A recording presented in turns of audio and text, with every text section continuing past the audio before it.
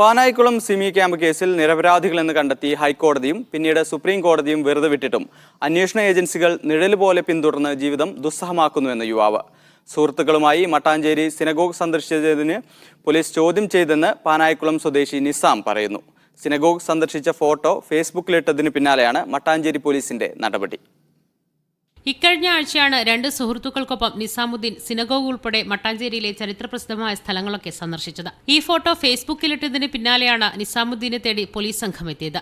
എന്തുകൊണ്ടാണ് ഇവരെന്നെ ഇങ്ങനെ വിളിപ്പിക്കുന്നത്? അന്ന് ഒരുപാട് ആളുകൾ അവിടെ ഫോട്ടോ എടുക്കാനുണ്ടായിരുന്നു. അല്ലെങ്കിൽ നമുക്ക് അത്തരത്തിലുള്ള എന്തെങ്കിലും കേസുകൾ ഉണ്ടാവണം. 16 വർഷമായിട്ട് 2006 മുതൽ ഇങ്ങോട്ടുള്ള അതേ സെയിം സംഗതികൾ തന്നെ.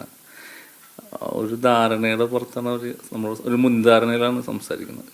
സ്റ്റേറ്റ്മെൻറ്റ് നമ്മൾ മൊഴി ഇങ്ങനെ മൊത്തത്തിൽ പറഞ്ഞിട്ട് അത് എഴുതി അതിനെ ഒപ്പിടിച്ച് കഴിഞ്ഞപ്പോൾ ഞാൻ അതിൻ്റെ കോപ്പി ചോദിച്ചു. അപ്പോൾ അത് തരാൻ പറ്റില്ല എന്ന് പറഞ്ഞു. അപ്പോൾ ഞാൻ പറഞ്ഞു അങ്ങനെ തന്നെ അത് കീറിക്കളയാമെന്ന് പറഞ്ഞു. അങ്ങനെ അത് എഴുതിയ ആൾ തന്നെ കീറിക്കളഞ്ഞു. ഒപ്പിടാണ്ട് മൊഴി അവർ കമ്പ്യൂട്ടറിലുണ്ട്, ഒപ്പിട്ട പേപ്പർ കീറിക്കളഞ്ഞു.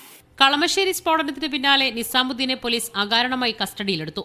അന്ന് അമളി പിണഞ്ഞതാണെന്ന് പോലീസിന് തന്നെ ഒടുക്കം സമ്മതിക്കേണ്ടി വന്നിരുന്നു. സിമി കേസിൽ ജയിലിലായതോടെ വിവാഹബന്ധം തകർന്നു. ഒറ്റ പ്രസവത്തിൽ പിറന്ന 3 മക്കളുടെ പിതാവാണ് ഇദ്ദേഹം. മക്കളുടെ സംരക്ഷണ ചുമതല നിസാമുദ്ദീനാണ്.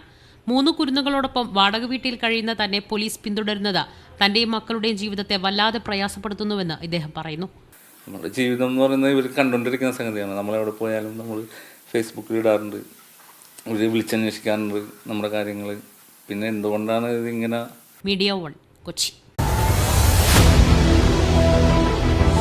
എണ്ണിപ്പറയും ഓരോ വോട്ടും. June 4 media 1-നൊപ്പം.